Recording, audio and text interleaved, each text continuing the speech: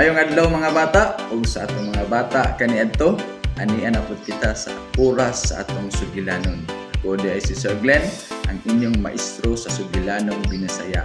Ako nang hinaot na nga ikaw na plaster na aron tinaw o tataw ang imong pagpaminaw.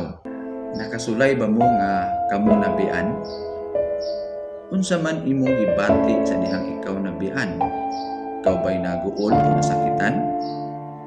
Ang uluhan sa atong sugilanon karon mga bata, iuluhan kini nganong sili nabian. Sili mga bata, usa ka bata nga limtanon. Labi nagyog suguon siya sa iyang ginikanan, dali ra kayo na siya malimot. Yang mama, sa niya kay gayon, gisugo siya nga magpalit dito sa tindahan. Apan mga bata, inigabot dito sa tindahan, nalimot na sili unsay gisugo sa iyang mama. O sa pagyud anak kang panahon mga bata, samtang ang iyang papa nagsugo kaniya nga limpyuhan niya ang ilang silong. Makaabot na lang iyang papa, wala pagyapon niya na limpyuhan. Ay pa siya kay hinumdum nga muabutay na iyang papa, pero ulahin na. Dili ingon mga bata nga limtanon sili o hina siya utok. Kay ganit mga bata, kung dula na hisgutan, grabe gid kay ni kaabtik iyang hunahuna.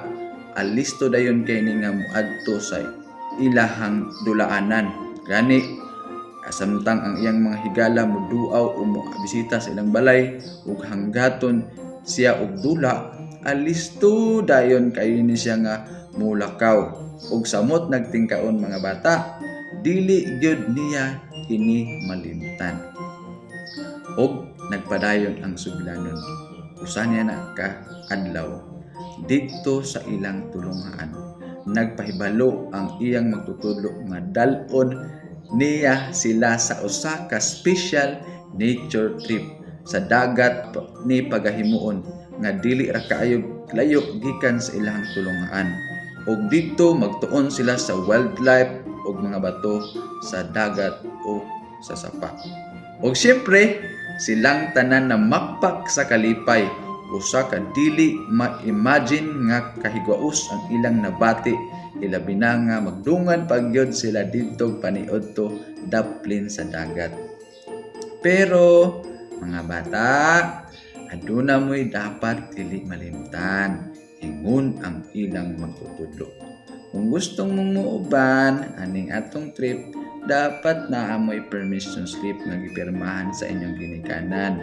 Kay kung wala, mabilin gyud mo, ilang magtutudlo nag-ingon. Og sa pagkabuntag, ang tanang mga bata nagdala na og pinirmahan nga permission slip. Gawas kang di. Og sa iyang nabatasan, iya na pud kining nalimtan. Dili siya gustong muuban, apan dili siya gustong mahasol pa sa pagkuha niini. Og niabot ang higayon nga muadto na sila sa ilang nature study trip. Ug samtang nagpaabot sila sa pag-abot sa bus, excited na kay iyang mga classmates nga mosakay ini. Og sa dihang gisusi na sa iyang magtutudlo ang ilang mga permission slip nga pinirmahan, gikulbaan nagsugod sili.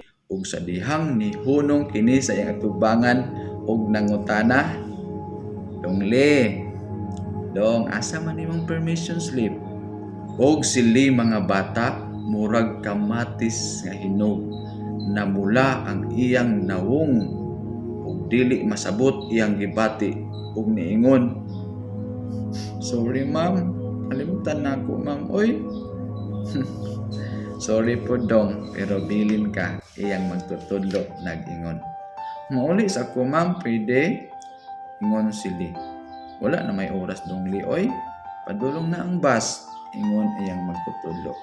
Og taod-taod niabot na ang bus ug malipayon na nagan padulong sa bus ang iyang mga classmates. Samtang malipayon pod namili sila og mga lingkuranan ug ang bus nilargang ang bili ni sila. dili siya katuo nga nilarga sila nga wala siya ubana usa unta to sa usa ka maanindot nga trip apan bilin sila.